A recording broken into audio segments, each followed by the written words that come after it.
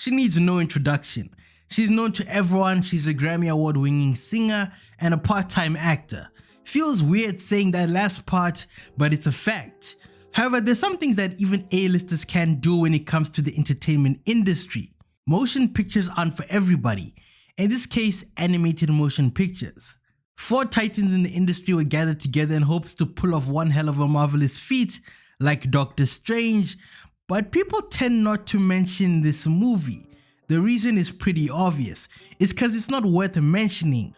Well, that's what I thought at first, but in reality, there's 3 main reasons why this film was poorly received. But why? Well, the answer to that is pretty complicated and simple at the same time. I'll try my best to break down why that ended up being the case. This film is one of the worst productions DreamWorks has ever created, and it ended up being Rihanna's worst performance. Let me explain. The Big Dipper. You can have a bunch of A-listers and still make a bad film. The perfect example of this is Don't Look Up.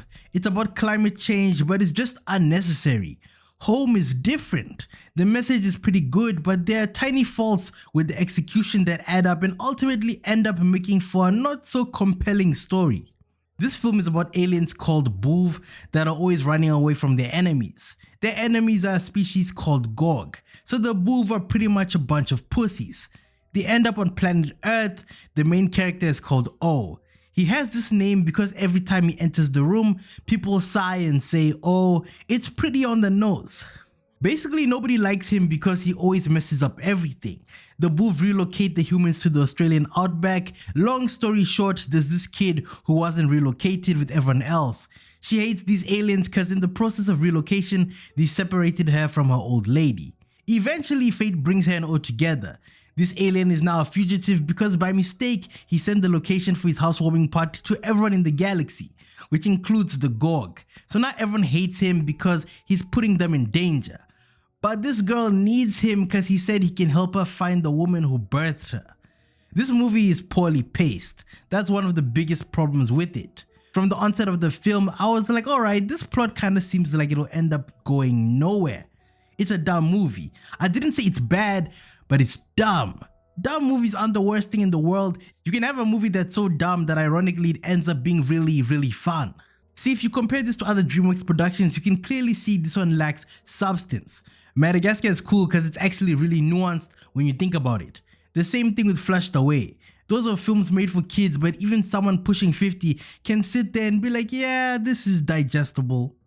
I feel like every act is predictable. The ending was cool and everything, but you can tell this is one of those movies where they heavily relied on the names attached to the film and not the actual storytelling.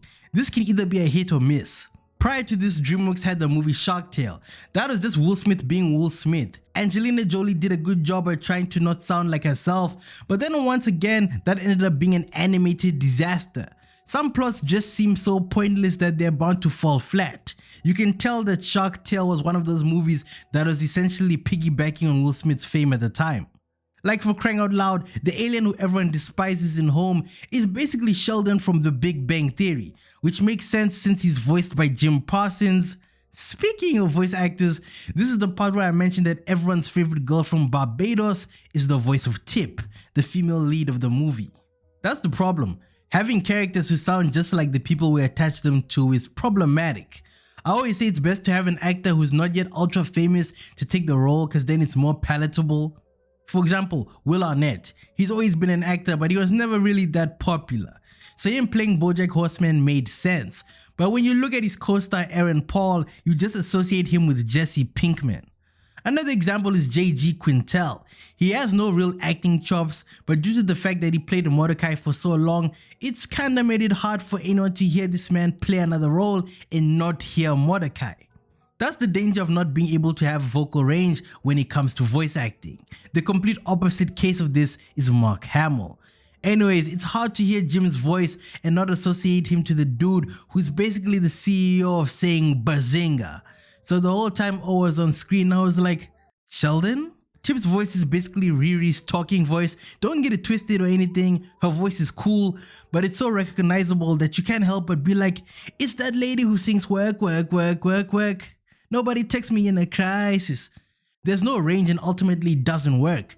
Someone who beats this though is Eddie Murphy. Him as Donkey is the perfect matchup. But in this case, it's too pronounced to the point where it just throws you off. In case you think I'm nitpicking, just think about it like this. Imagine watching an animated film and you hear Drake. You'll be like, damn, what's this Canadian man doing here? Isn't he supposed to be texting minors? Later in the film, a character even has an entire dialogue about how she was bullied by the other kids at school because she's a girl from Barbados. Like, come on now, you don't have to insert such a meta reference on top of the already poorly paced movie.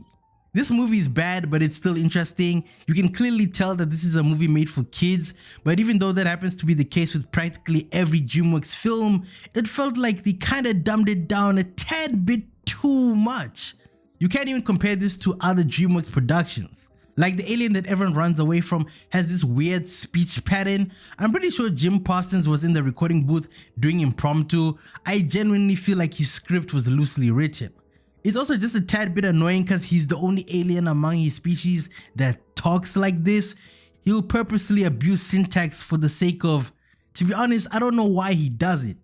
All I'm going to say is that Master Yoda does it better, and that's just a fact. This movie was never really marketed that well either. People don't even talk about it that much. It kinda went under the radar. The trailer has under 20 million views, yet not a lot of people remember it. It makes me think the views are fake, but that's a story for another time. If you were to ask most people about this film, they'll probably sock you in the face and wonder what you're yapping about. Hey yo, you ever seen that movie starring the Fenty girl? And trust me, I get it. Not every DreamWorks movie is going to be a cult classic like Kung Fu Panda or How to Train Your Dragon. But almost all their projects are known by the masses, even the ones that are so abysmal you start to question what the marketing team at DreamWorks was thinking. Like, why did the sequel to Boss Baby become a thing? Like, yeah, I get it, Alec Baldwin, but why? This movie was doing gymnastics with its own plot. Home is one of those movies where I think it was solely experimental, but it seems like DreamWorks has bad luck when it comes to movies regarding aliens. Do you guys remember the movie Planet 51? This video isn't about that film, but people seemed to hate it. As much as I like it, I can be mature enough to see the criticisms. Its faults are strikingly similar to Home. So it turns out that DreamWorks didn't learn their lesson after all. Home is a fun movie if you want to just let 1.5 hours pass by. It's one of those movies you put on where your life is starting to lose meaning and you need to find something to keep you ticking for just a teeny weensy bit longer.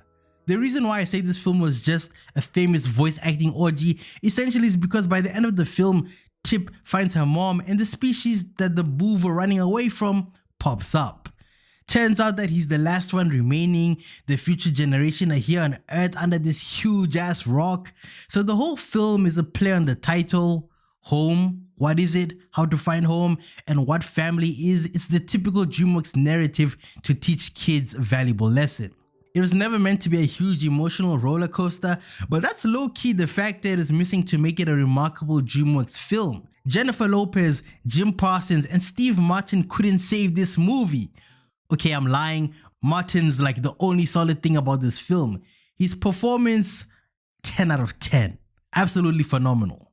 The danger of using an A-lister is that it either flops or does wonders. I'm not trying to nitpick, it's just something I noticed. Remember how when Tom Holland tried to voice act and people were like, meh, even Zendaya, it didn't work out so well. But when someone like Eddie Murphy does it, it's fitting. Those that get it, get it.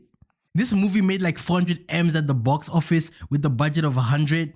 So from a business perspective, it was still a commercial success. But to many, it was Rihanna's poorest performance.